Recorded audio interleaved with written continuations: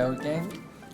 It's a small project in the suburb of Shiraz, and my client is an urban planner, and he wants a house for a permanent residence of and his children. Architecture in Iran's harsh geography means making desert habitable. This is a representation of Persian garden, recreation and gathering in a green space. As a man-made oasis, such a scarce and hard to achieve product is called a piece of paradise on the earth in Persian. In urban fabric, each house wants to spread itself to embrace the nature, defining a bold boundary in its relation with the exterior, with a green void in the middle. This type is called introvert. On the contrary, the main building in the Persian garden called kushk is surrounded by nature, being extrovert in response to desire for maximum connectivity. Although our contemporary cities are developing with completely different morphology, yet the house in the garden as a suburban home still had its appeal. By increasing value of real estate, many of them have a tragic ending. Because of the price, they divide it and sell it, so the garden will destroy it. But our project, the project commissioned to us, located in one of these gardens in Guyim, suburb of Shiraz in central Iran. There was a solid intention to preserve the garden as a permanent residence through generations. I want it to remain my legacy, the client said. The challenge was how to achieve maximum connectivity with a garden like a kushk while preserving certain levels of privacy like a house. We have experimented this spatial potential of these dichotomies, sometimes by embodiment of two characters in one building, and sometimes by placing the two typologies side by side. In this case, we tried these two spatial approaches in two sectional levels.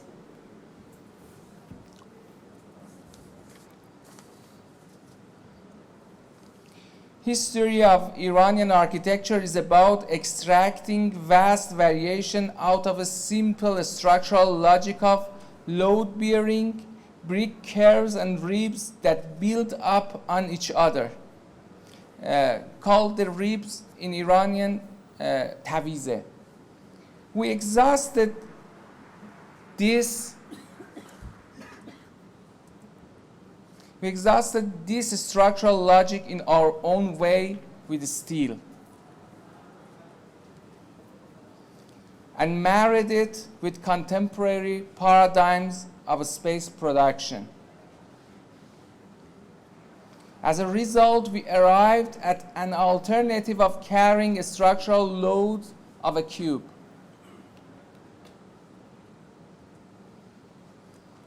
Three introvert half domes sit structurally on the top of three extrovert half domes.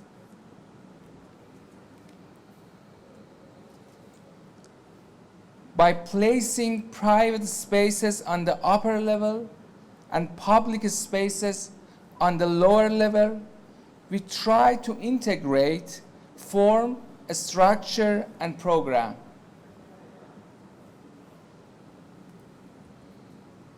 a synchronization of embracing the nature and being embraced by nature.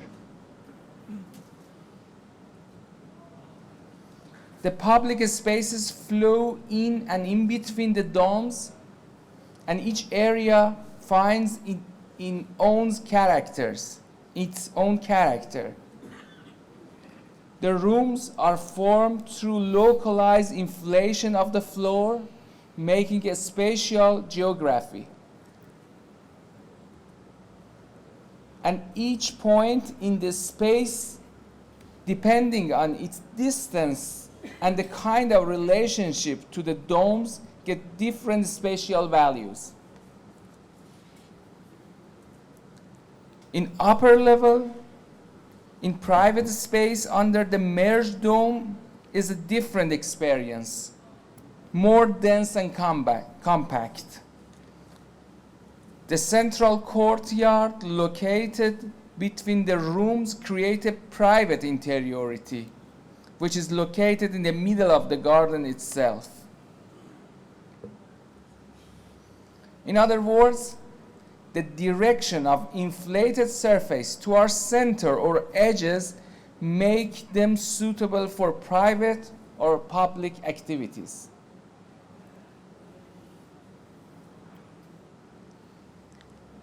In order to reach thermal comfort, Kushk organization has its own architectural solution for passive conditioning. The courtyard and the geometrical formation of the project let us re-experiment these solutions.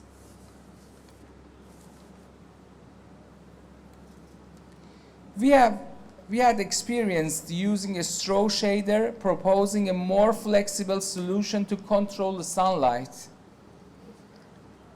The consequence was a distinct excursion in this project. This form structure has its own suggestions for a space occupation.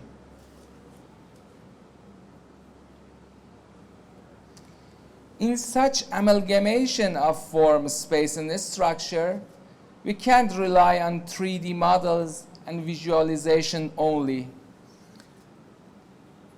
We simply use big models to experiment with materiality, construction techniques, enclosures, and orientations. Here you can crawl inside and body can engage with the space. Of course, a better understanding of project was achieved with the cost of minor damage to client's head, but when he was examining the project. In continuation of historic relation between the building and surrounding, the project is an exploration to achieve integration between dichotomies like private and public, introvert and extrovert, artificial and natural, and also between solidity and transparency. Thank you very much. Thank you.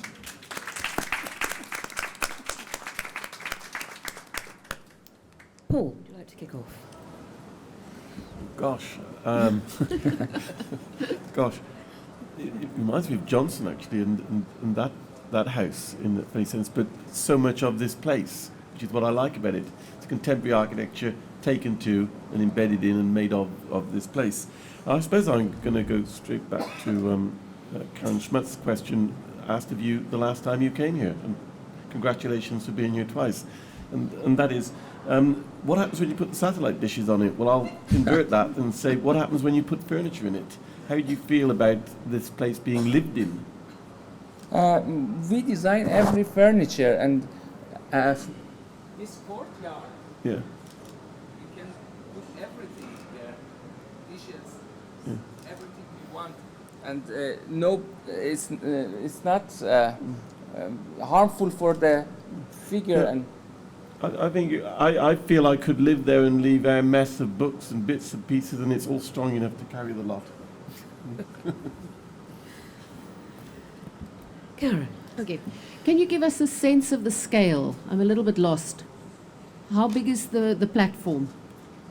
It's 20 meter. Square? No, it looks rectangular. 20 to Okay, 20, 20.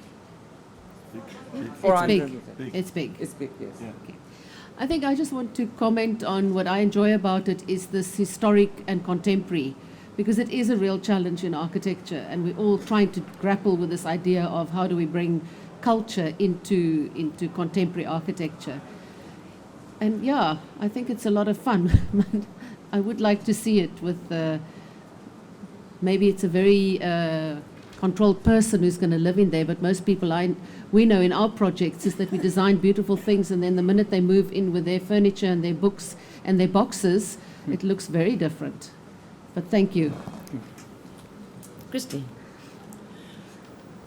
Thank you very much for an absolutely intriguing presentation of yet another very sculptural scheme. And I think what I also enjoyed was the way that you described the historic origins of the structure and how you integrated, if you like, the use of local material and local building practice into a design which is resolutely contemporary, which I think is brilliant.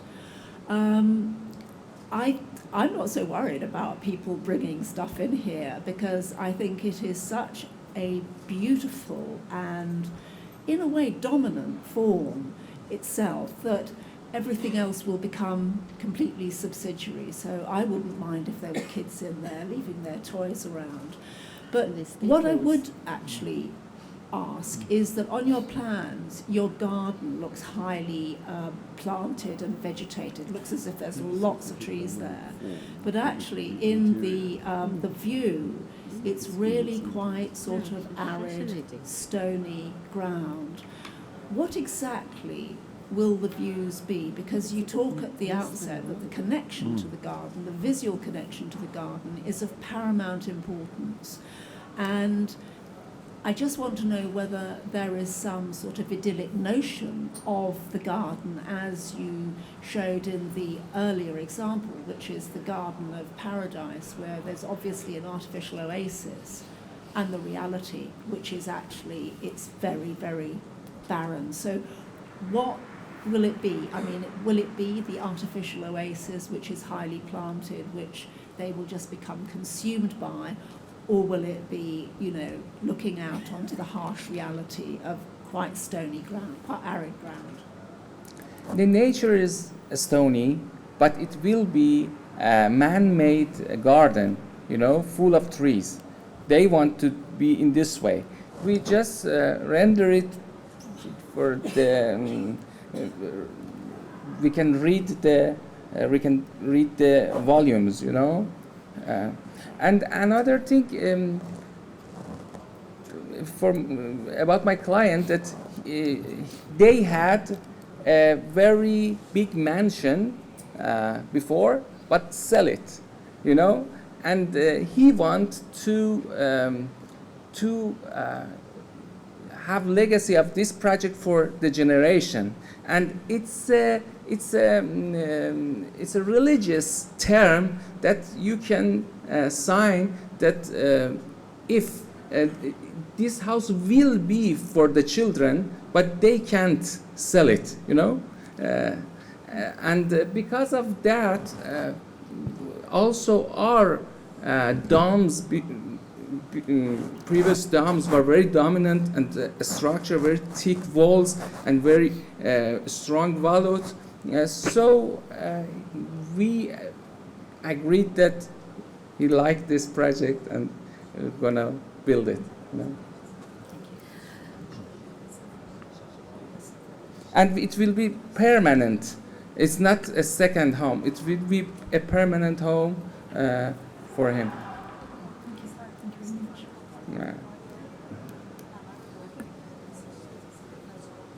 And also, my friend tells me that Iranian architecture is very adaptive with furniture. You can do it. You can install every furniture you want in this space. I just ask like one final question about the rationale for the choice of materials and the relationship between structure, because you talked about the idea of developing geometries from traditional forms, and you've chosen a steel frame to Yes. clad with brick to achieve these very sensuous curved forms. But I just wondered why particularly that structural system when you could have used concrete to achieve the same sorts of effects, and so how does that work, and what's the rationale behind that? Because of the Iranian earthquake, we have in the very bad situation about earthquake. It is the logic of the loads. So we could we have two direction. We could use all shears in concrete and not linear. We could do that, but I thought that it's good that we do these elements with the steel, and in the tradition they fill the ribs, the brick ribs with bricks. You know, I think that it's a good idea. I didn't like that a sheer beton, and after that I put brick into that. You know, I thought that it's good that work together the steels and the filling part with bricks. Because of that, I choose this kind of. Yeah. And another thing, it's very more exact because they can do it very because it's not near Tehran, and I can supervise it. It should be very very exact. We can do it in some factory and install it in the I site. see. So you can build it prefabricated and bring it to Yes, site, and yes, then yes. It's more accurate. Not in Tehran, in the Shiraz, Yeah. but because they have the exact geometry in plans, they can do it. These two was the reason that I went this way. Right. Okay. Well, thank you very much. That's Thank a you. great way to end the morning. Thank you.